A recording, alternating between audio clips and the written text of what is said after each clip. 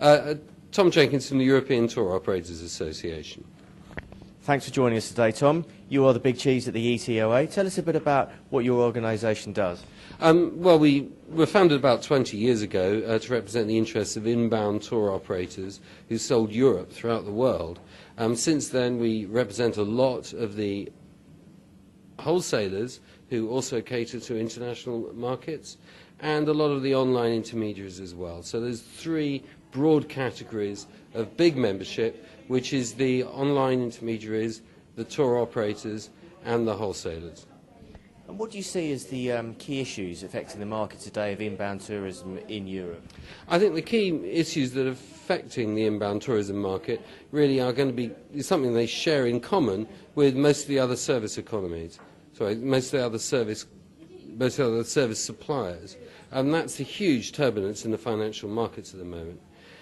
I suppose there is good news there for tour operators insofar as we've seen huge rises in both the dollar and the yen, which are the two key markets for Europe.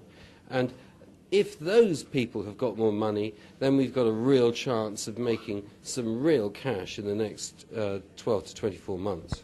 Tom, you've sort of mentioned the yen, huge rise there. Japan, once a huge giant in tourism, sleeping after the recession. Do you think it's returning now to what it was back in the 80s and before?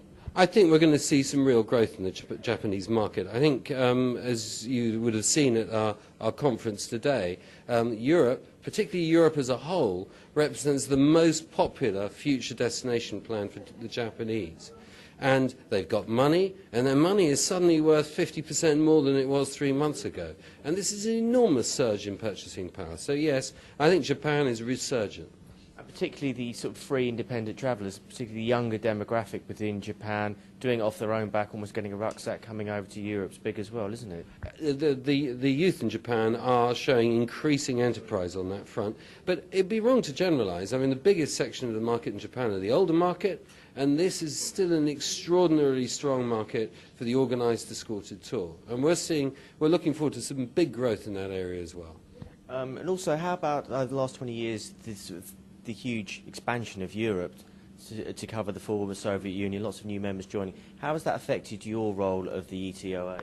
I think the arrival of the accession states has been an interesting challenge. I think what it's done is enormously increased the product range of my members. I think from a regulatory range, they have thankfully largely fallen in line with the rest of Europe. So it has not made it more complicated, it's just made it a lot richer to sell. Okay, Tom, thank you very much for joining us today. Okay, thank you very much indeed. Brilliant. Bye-bye.